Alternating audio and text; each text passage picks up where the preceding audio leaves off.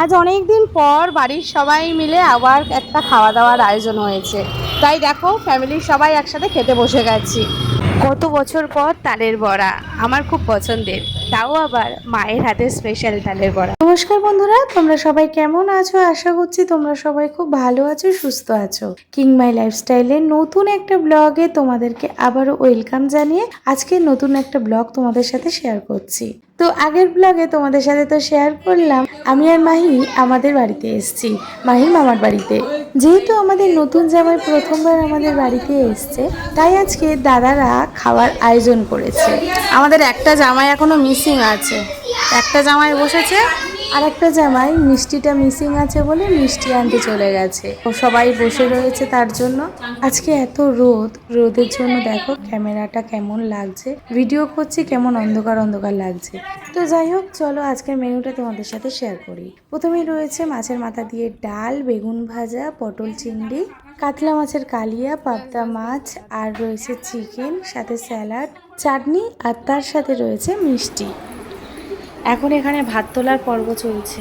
আমাদের জামাইগুলোকে বলা হলো টেবিলে খাওয়ার জন্য, কিন্তু ওরা না, নাছরবান্দা, সবাই মিলে নিচে বসে একসাথে খাবে। এই যে আমাদের পরিবেশনায় রয়েছে আমাদের ছোট বৌদি। খাও খাও খাও খাও খাও, বাহ! কোয়ারিটা তুই এখানে আয়, এখানে এসে কোয়ারি হবে।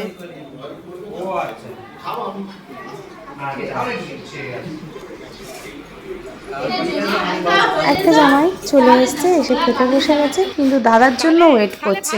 কিন্তু দাদার একটা কাজের দরকারি ফোন আসবে, সেই কারণে দাদা একটু ওয়েট করছে। দাদা বলল বসে না থেকে তোমরা খাওয়া শুরু করো, কারণ অনেকটা লেট হতে পারে। তো সেই কারণে আমরা সবাই খেতে বসে গেছে, আমি বসিনি, আমি বসবো। ওই জ্ঞানারা সব চলে এসছে।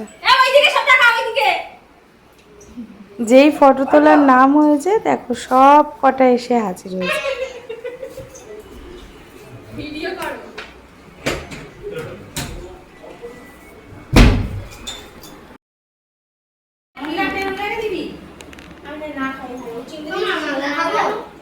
আমার সাথে কোনো কথা বলবে না, আমি তোমাকে একবার না বলে দিয়েছিলাম। তুমি ওগুলো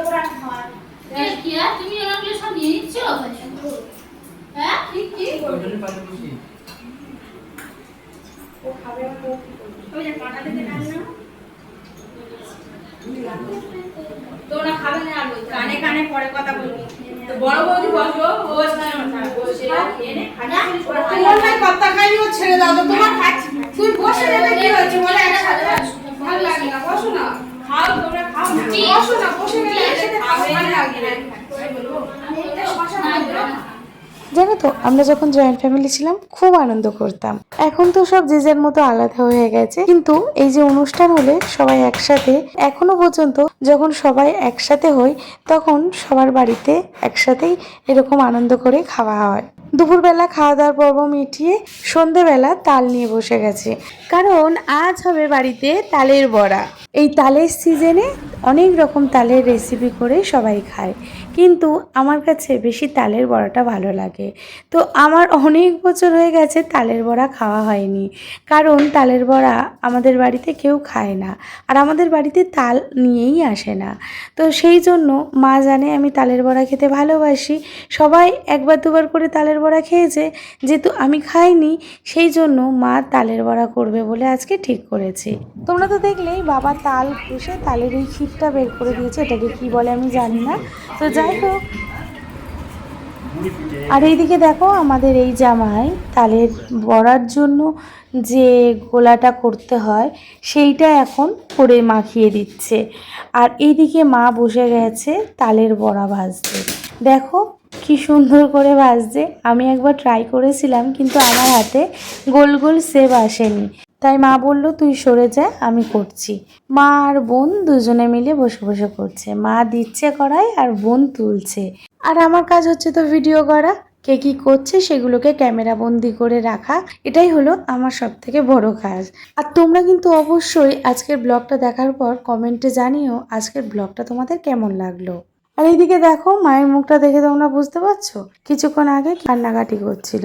বললো তোরা সবাই আছিস, আনন্দ করছিস, কিন্তু মাঝখান থেকে তোর ভাইটাই শুধু নেই। এই কথাটা সত্যি যে আমরা প্রতিটা মুহূর্তে ফিল করতে পারছি যে আমরা সবাই আনন্দ করছি, শুধুমাত্র সেই আমাদের সাথে নেই। তো মায়ের মনে তো এটা হওয়াটা স্বাভাবিক। তো অনেক বুঝিয়ে সুঝিয়ে মা একটু শান্ত হয়েছে। আজকে পরের দিন আর কন্টিনিউ ব্লগটা করছি। এদিকে দেখো আমরা এখন যাচ্ছি সবাই মিলে আমাদের মোড়ে ফুচকা খেতে। এদিকে আমার মাসির মেয়ে এসছে আর দুই জামাই ছিল না, দুই জামাইও চলে গেছিলো। আজকে সবাই এসছে আর এই বোন দেখো নাইট ডিউটি করে সারাদিন পরে পরে ঘুমিয়ে চোখ মুখ ফুলিয়ে উঠে এসছে। তো যাবে না কিছুতেই, তারপরে জোর করে নিয়ে সবাই একসাথে বেরিয়ে গেছি।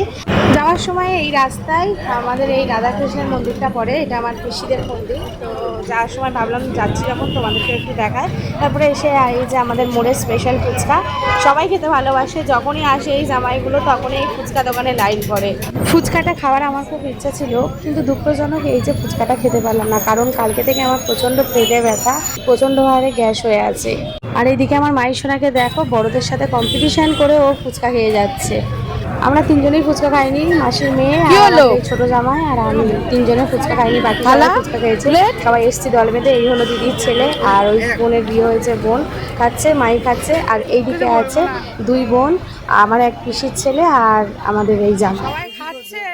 বিকাল 3টে থেকে আমরা হাঁটতে যাব করতে করতে সন্ধ্যে 7টার সময় অবশেষে আমাদের টাইম হলো।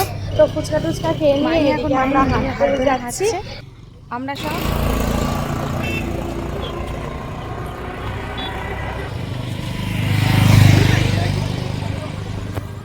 তারপর দেখো আর রাত্রেবেলা আমাদের বাড়িতে অতিথি এসছে। এই হলো আমার ছোট বৌদির বৌদি, মানে হলো আমার ছোট দাদার শালার বউ, মানে আর এই হলো ভাইপো, বৌদির ভাইপো। আজকে রবিবার আর ওরা গেছিলো সবাই মিলে সিনেমা দেখতে। আমরা সবাই বাড়িতে এসছি শুনে আমাদের সাথে দেখা করতে এসছে। আমাদের ফ্যামিলিটা দেখতে পাচ্ছ বিশাল বড় ফ্যামিলি। কোনো অনুষ্ঠান হলে তোমাদের সাথে শেয়ার করব, তোমরা দেখবে যে কত বড় ফ্যামিলি আমাদের। তো যাই হোক, এদিকে দেখতে পাচ্ছ আমরা ট্রেনে, পরের দিন আমরা ট্রেনে উঠে গেছি বাড়ি যাওয়ার উদ্দেশ্যে। দুদিন একটু বেশ ভালোই মজা হলো, সবার সাথে আনন্দ হলো, দেখা সাক্ষাৎ হলো, দিনগুলো বেশ ভালোভাবেই কাটলো দুটো দিন। তো এখন মায়ের মন খারাপ, সবার মাঝ দিয়ে যখন ও বাড়িতে যায় প্রত্যেকবারেই ওরকম মন খারাপ হয়। এখন ভালোভাবে অনেক বুঝিয়ে তারপরে নিয়ে যেতে হবে। তো তাহলে চলো বন্ধুরা, আজকের মতো ব্লগটা আমি এখানেই শেষ করছি। দেখা হবে নতুন কোনো ব্লগে আবার তোমাদের সাথে। ততক্ষণ তোমরা সুস্থ থেকো, ভালো থেকো। আজকের মতো